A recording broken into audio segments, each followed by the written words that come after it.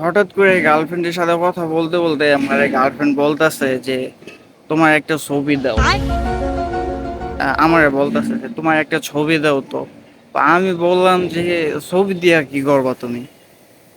তো আমার বলতেছে যে তুমি দাও, আমার দরকার আছে।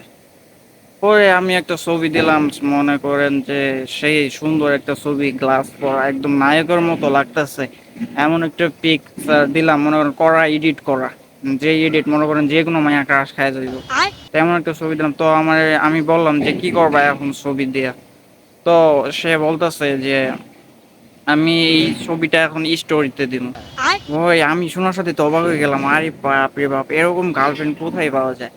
আজকালকার মেয়ে ছেলেদের সাথে রিলেশন করে এটা একটা ছবির ভিতরে লাভ রেক পর্যন্ত দিতে দেয় না।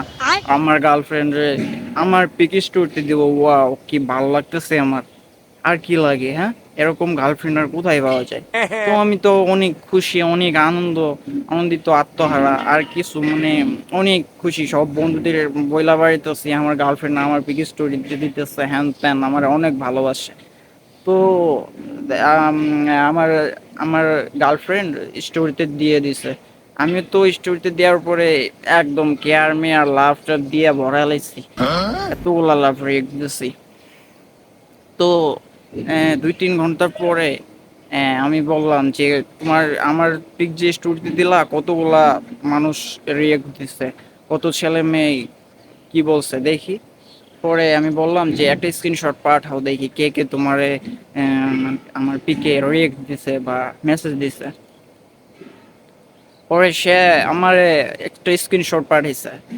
স্ক্রিনশটটা দেখার পরে আমি জাস্ট কি বলবো, কিছু বলার ভাষা খুঁজে পাইতেছি না। স্ক্রিনশটটা দেখে দেখলাম যে পিকচারে শুধু আমি একটা বান্দা এতগুলা রিয়েক্ট দিয়ে রাখছে, আর একটা মানুষও নাই। কারণ হলো সে পিকটা কাস্টম কইরা স্টোরিতে দিছিল।